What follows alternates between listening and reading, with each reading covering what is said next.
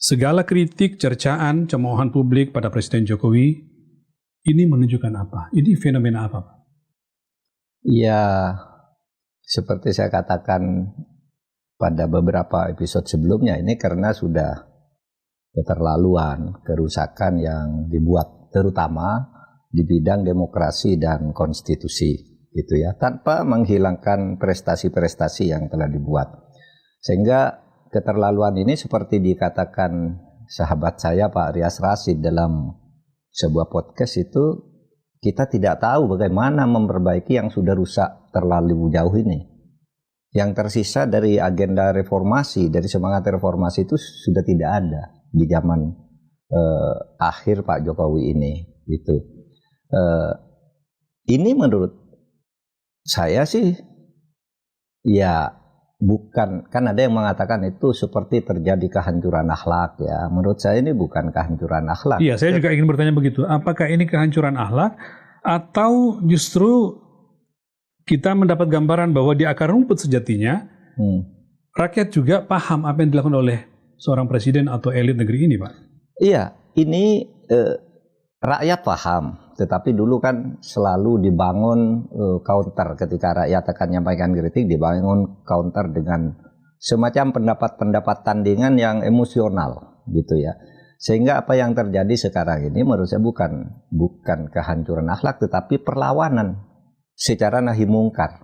Orang berjuang itu kalau menurut agama kan ada amar ma'ruf, itu memberi nasihat yang baik-baik. Nah, tapi sekarang orang sudah melakukan nahi mungkar karena yaitu tadi sudah melewati batas di dalam merusak demokrasi. Kita tahu pemerintahan sebelumnya samalah, kalau mau lakukan apapun silakan karena dia punya hak sesudah terpilih, tapi tidak ada yang sampai merusak demokrasi dan konstitusi kita. Sehingga sekarang demokrasi, konstitusi termasuk penegakan hukum? Tentu ya, penegakan hukum itu kan bagian dari pelaksanaan konstitusi ya. Konstitusi itu kan hukum yang tertinggi, ke bawahnya kemudian yaitu menjadi lebih rusak. Nah, itu yang saya lihat sekarang ini. Nah, Pak Mahfud, berkaitan dengan itu yang saya bilang tadi, saya tunjukkan coba ke Bapak satu video yang viral dalam sepekan terakhir, Pak. Ini kita lihat bersama, Pak. Ini videonya di sebuah kampus, sebuah wisuda di perguruan tinggi swasta di Garut, Jawa Barat. Lalu si wakil wisudawan menyampaikan sambutan, dan itu dalam tanda petik mencaci maki Pak Jokowi dan keluarganya. Kita lihat, Pak. Jokowi di usia kita hanya mampu menjadi tukang kayu sebelum akhirnya sekarang mampu menebang kayu. Jack Ma di usia kita belum menjadi siapa-siapa. Artinya apa, teman-teman? Di usia kita gak ada satupun manusia yang berhasil sukses secara instan kecuali kalau bapaknya presiden. Mahfud, dalam sebuah entitas pendidikan namanya kampus, dalam sebuah wisuda yang sangat terhormat forumnya, sampai begitu terhadap presiden. Apa maknanya, Pak?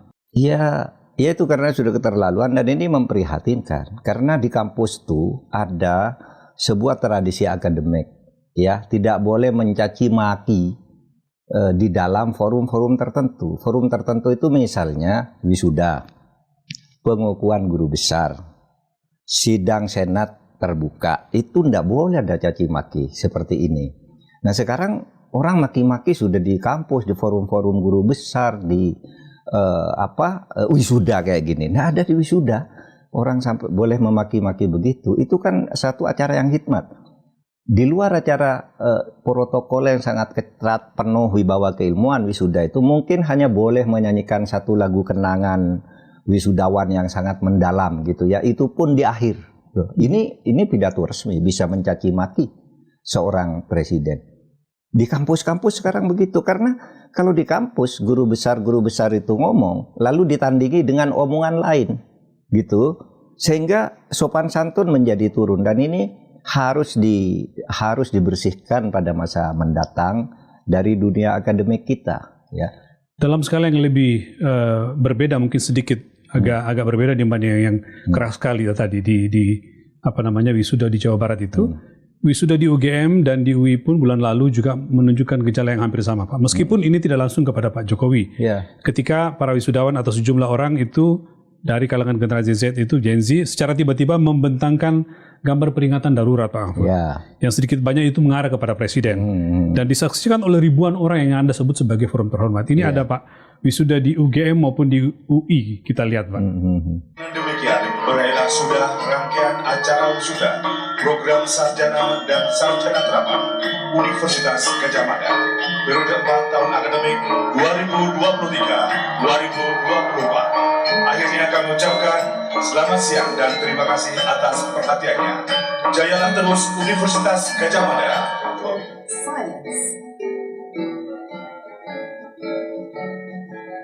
Ini UI ya, Ini UI. yang tadi UGM. Ya. Yang pertama tadi itu wisuda di Universitas Gadjah Mada, yang kedua di Universitas Indonesia. Suasana resmi syahdu gitu ya. Iya. Itu tiba-tiba muncul yang seperti ini kan nggak pernah terjadi Pak. Nggak pernah terjadi. Dulu di kampus sering banyak protes, teriak-teriak, tapi di luar, di lapangan, memang khusus acara aksi. Sekarang forum-forum terhormat pun yang harus dijaga kesahduannya, udah diinterupsi oleh hal-hal seperti itu karena keterlaluan. Dulu zaman Pak Harto, zaman Pak SBY, zaman Gus Dur, nggak ada loh di forum wisuda, di forum sidang akademik itu lalu orang memaki-maki seorang presiden. Iya Pak, saya mau lihat kalau misalnya kita bandingkan presiden-presiden sebelumnya dengan akhir masa jabatannya. Misalnya kita lihat Pak SBY itu ada catatan, tetapi di akhir masanya publik baik-baik saja kepada Pak Jokowi, kepada Pak SBY. Ibu Mega juga begitu, ada beberapa kelemahan tapi endingnya baik saja. Gus Dur yang dikritik keras oleh lawan politiknya hingga lengser, tetapi di akhir tetap aja baik dan di mata rakyatnya dicintai. Ya. Bahkan Pak Harto Pak yang diteriaki secara kasar dan dipaksa lengser itu juga tidak dicemooh sampai urusan pribadi seperti sekarang Pak Jokowi, lebih pada teriakan bernada politis. Nah sekarang seperti ini, memangnya pertanyaan orang, apa dosa Pak Jokowi sehingga seakan-akan dia presiden yang paling sering dihujat bahkan sampai di akhir periodenya Pak?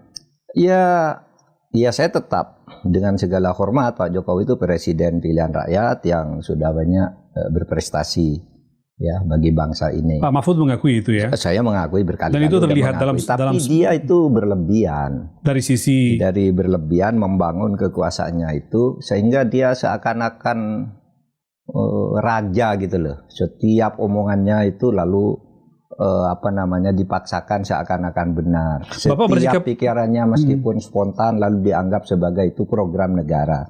Padahal banyak hal-hal yang tidak benar. Di samping tentu saja benar, namanya dia presiden harus sudah diberi modal yang besar untuk berlaku yang baik kan, semua diberikan kepada dia. Tetapi kalau sampai berlebih-lebihan sampai ke keluarga gitu ya, makanya rakyat menjadi